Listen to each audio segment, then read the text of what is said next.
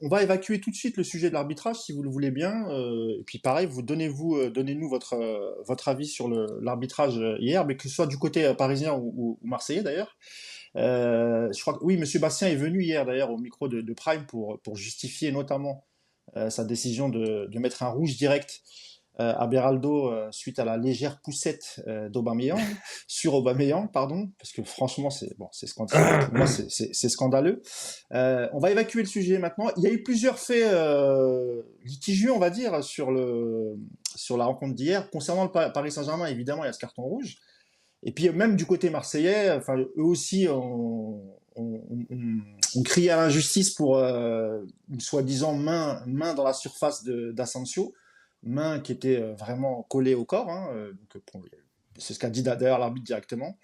Et le fameux hors-jeu, je ne sais pas si Yacine, tu pourras expliquer pourquoi le but a été refusé, parce que les Marseillais criaient au scandale. On commencera peut-être par Jean-Baptiste, ton avis sur l'arbitrage. Je vous laisse 2 minutes, ça me laissera le temps d'aller chercher mes lunettes. Et je te passe la parole, JB. Bah, pour l'arbitrage, c'est à l'image de la Ligue 1. Hein. C'est-à-dire qu'on a une inconstance au niveau des décisions arbitrales d'un match à l'autre, et on l'a encore vu ici. C'est-à-dire que tout le monde a été surpris par la première décision d'expulser Beraldo. On a eu la même chose avec le penalty. Ce qui est assez intéressant, c'est de voir que suivant les matchs, c'est pas la même interprétation. Et ce qu'on voit, c'est que sur le sommet de ton championnat, ce qui doit être le plus visible à l'étranger, tu modifies l'équilibre du jeu en sortant un joueur pour une poussette, on rappelle, à 45 mètres du but, dans une situation où il est considéré comme annihilant une élection de but, si on reprend les lois du jeu. Et on est quand même dans un moment assez particulier, parce que là encore, une fois de trop, on remarque l'arbitre, et on le remarque trop. On a vu aussi la VAR, l'incapacité de la VAR à finalement soutenir l'arbitre de champ, mais au contraire, à faire douter des décisions qui sont prises. Et ce qu'on voit, c'est toute l'incurie de l'arbitrage à la française, avec un vrai problème de professionnalisation. Nico, qu'est-ce que tu en penses, toi? Ah non, moi je veux que ce soit Mousse qui me lance. Ah Non, ouais, je ne vais pas te contredire sur les soucis de. Attends, j'attends que le Bigleux s'installe là. Il est revenu, il est là. Sache que j'ai entendu le bigleux, Nico, hein. C'est pas bien. Sur les problèmes de cohérence d'arbitrage, oui, on est tous d'accord, effectivement. Et c'est, je pense, au-delà de tout ce qu'on voit, plus que les décisions, c'est le manque d'uniformité d'un match à l'autre, d'un week-end sur l'autre qui pose problème. Sur le match d'hier, je vais essayer d'être le plus objectif possible, même si c'est pas toujours facile. La faute de Beraldo, déjà, moi, je la vois pas. Je te le dis honnêtement. Hein, peut-être que je suis à la ramasse, mais pour moi, c'est un contact. Pour moi, il n'y a même pas faute. Et déjà, moi, quand je vois l'arbitre qui siffle et les Marseillais qui gueulent, déjà, je suis révolté sur l'action. Je dis, mais il pleure il y a même pas faute. Et alors, quand la VAR arrive derrière et qu'en fait, la question, c'est est-ce qu'il faut mettre un rouge, je trouve ça lunaire. Et effectivement, tu m'expliques que déjà, j'arrive pas déjà à être convaincu qu'il y a faute. Et quand bien même il y a faute, derrière, tu arrives à me convaincre qu'Aubameyang, il est en position de se créer une occasion de but, alors qu'il est à 45 mètres sur la ligne de touche devant les bancs de touche. Je veux bien qu'Aubameyang, il court le 100 mètres en 10-20, mais c'était il y a 10 ans. Hein. Aujourd'hui, le 100 mètres d'Aubameyang, c'est plutôt 12 secondes. Donc, si tu veux, il y a quand même le temps de revenir. Donc, bon, j'ai un peu de mal. Après, sur les autres décisions, je crois qu'il y en a surtout que deux. La main dont tu me parles, je ne l'ai même pas vue, moi, tu vois. Donc, comme ça, c'est clair. D'ailleurs, personne n'en a parlé, je crois, après le match. Mais il y a effectivement le but hors jeu. Le but hors jeu, je comprends que ce soit frustrant parce qu'effectivement, la frappe semble hors de portée de Donnarumma. Le souci, c'est que tu as un mec qui est à 20 cm du gardien italien, en position de hors-jeu. L'arbitre, il applique le règlement bête et méchamment. Et en plus, alors, j'ai pas retrouvé trace de ça, mais c'était sur RMC hier soir. Enfin, je l'ai écouté ce matin, du coup, parce que j'ai entendu qu'il y avait eu apparemment quelques petites frictions sur le plateau de l'after. Donc, je me suis fait un petit plaisir au petit déjeuner ce matin d'écouter ça. Je confirme, hein, ça s'est bien fighté entre Florian Gautreau et Daniel C'est Riolo. ça. Donc du coup, j'ai expliqué ce matin, et je crois que c'est Daniel Riolo qui disait qu'en fait, ils avaient très rapidement contacté un arbitre international et qui avait expliqué qu'en fait, c'était même pas une question du fait que je sais même pas qu'est-ce qui est devant Donnarumma, je crois que c'est Aubameyang. C'est C'est même Aubameyang. pas le fait, c'est même pas le fait qu'il soit dans une position où il peut potentiellement le gêner, mais c'est qu'apparemment, il a une partie du corps qui est derrière Donnarumma. Alors, je te cache pas que j'ai cherché, j'ai rien compris à cette explication, mais en tout cas, pour moi, ce but refusé là, il est pas scandaleux parce que c'est le règlement.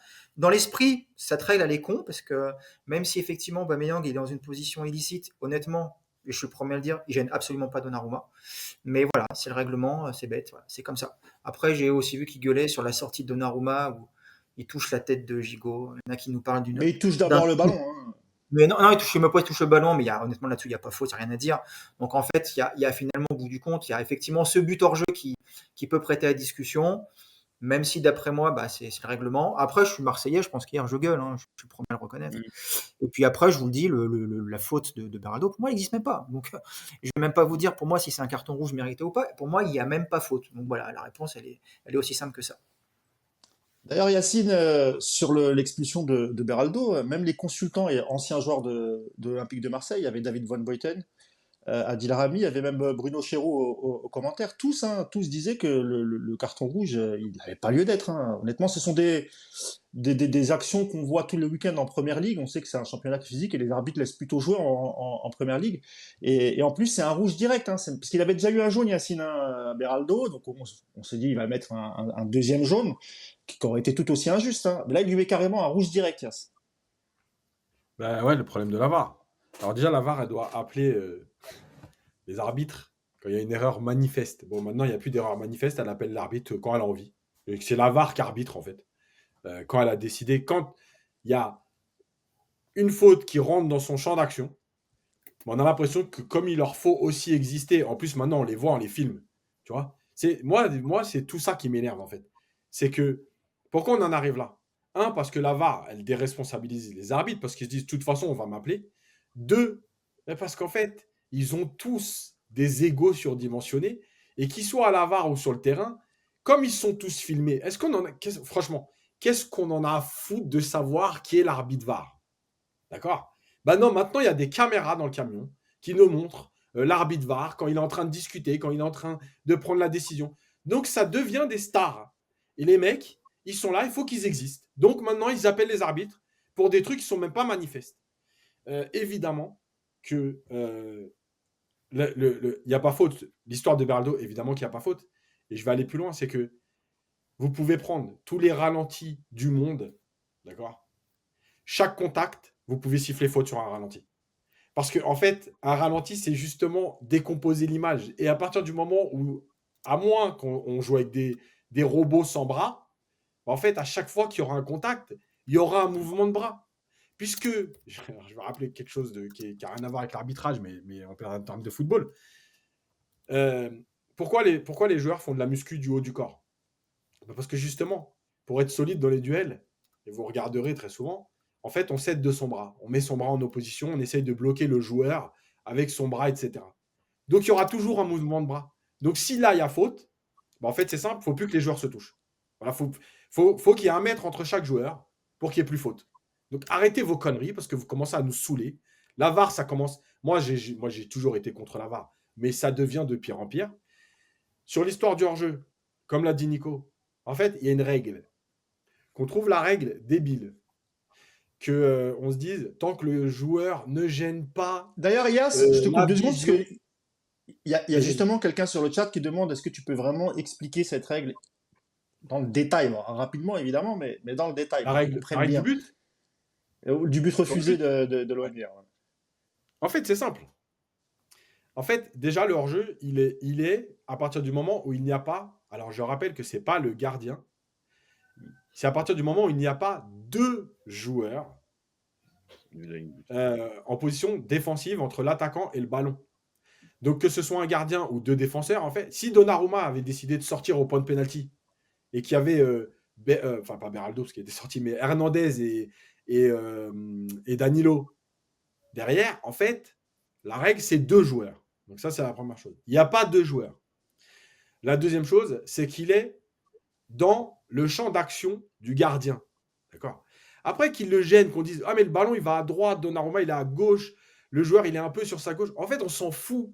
Il est dans le champ d'intervention de Donnarumma. Donc, sa position de hors-jeu, elle influence quoi qu'il arrive le positionnement de Donnarumma et sa possibilité de réagir. D'accord? Après que dans les interprétations autour, on dise oui, mais est-ce qu'il le gêne vraiment, etc. Mais en fait, ça, c'est pas dans les règles. Et en fait, les journalistes, ils ont raconté trop de conneries depuis des années dans les règles. L'histoire du dernier défenseur, ça n'existe plus depuis 20 ans. Ce n'est pas une histoire de dernier défenseur, c'est une histoire d'annihiler une occasion de but. C'est-à-dire que si Aubameyang était plein axe et que Danilo était en mesure de couvrir, mais que Beraldo avait fait faute et empêché une occasion de but, il aurait pu avoir rouge. C'est pas une question de dernier défenseur.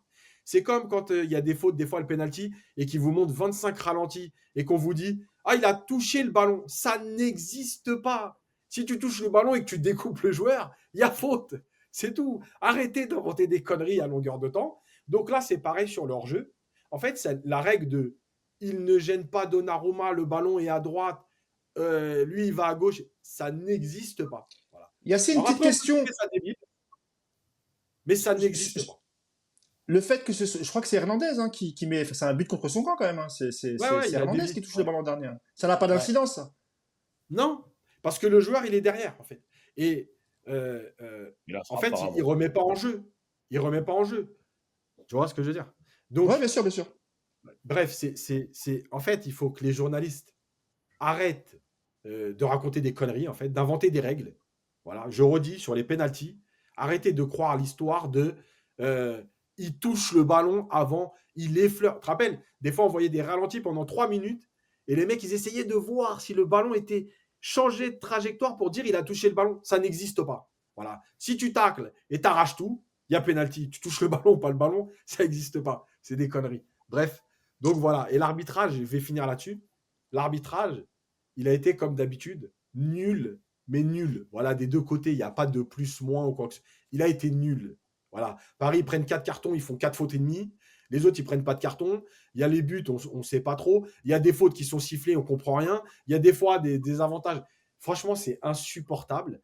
Et je finis juste sur un truc, le contact entre Donnarumma et Gigot. C'est Gigot. Gigot. Mais en fait, Donnarumma, il saute, le bras en l'air, il met pas le genou, il va juste au duel. D'accord? J'ai entendu dire, il lui a mis une droite. Alors les mecs, juste ouvrez les yeux ou faites comme Mousse et moi, achetez des lunettes, comme JB, achetez des lunettes, parce qu'à aucun moment, la main de Donnarumma est fermée. C'est-à-dire qu'il claque le ballon, mais la main n'est même pas fermée pour dégager du point. Donc arrêtez de dire des conneries, c'est épuisant. Voilà. Maintenant, l'arbitre a été nul, comme dans 90% des matchs de la Ligue 1, c'est tout.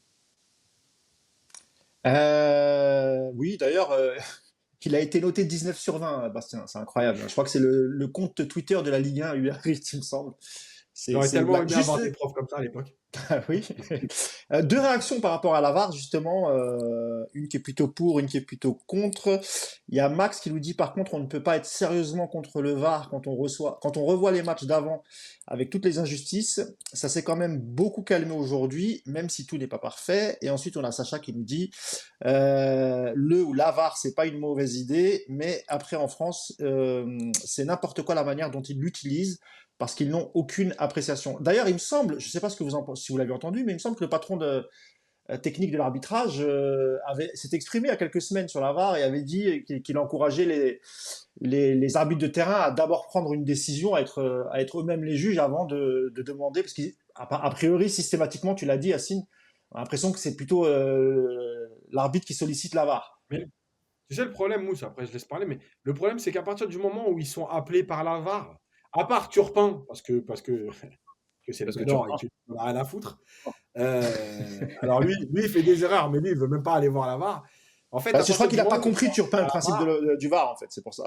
Voilà, dès qu'ils sont appelés, en fait, ça leur met un doute dans la tête. Et l'image, elle est terrible parce que l'image au ralenti, c'est catastrophique en fait. L'image au ralenti, elle ne veut plus rien dire. Donc, une fois qu'ils sont appelés, la consigne de l'arbitre de dire prenez votre décision et voilà, en fait, elle n'existe pas. C'est pas possible. Dès que la VAR appelle, il n'y a plus, c'est fini. Voilà. Est-ce que Nico, tu vas ajouter un mot sur l'arbitrage, sur le VAR, sur... Non. Comme ça le mérite d'être clair. Non, pareil. Si, il y a ce qui est assez intéressant, c'est qu'il y a une étude de la direction technique nationale, donc celle qui s'occupe de l'arbitrage, revenu sur la VAR, il y a 83,3% des décisions litigieuses qui ont été corrigées. Donc sur les 138 de la saison passée, il y en a plus de 80% qui ont été réglées par la VAR. Le problème, c'est qu'il y a encore 20% de décisions à peu près qui échappent malgré la quantité de caméras et la présence de 25 arbitres dans l'environnement. Et ça, Mais en c'est fait, une limite de la VAR. Ça ne règle pas le mais problème. ça, Au ça, contraire, ça en crée je suis d'autres. d'accord.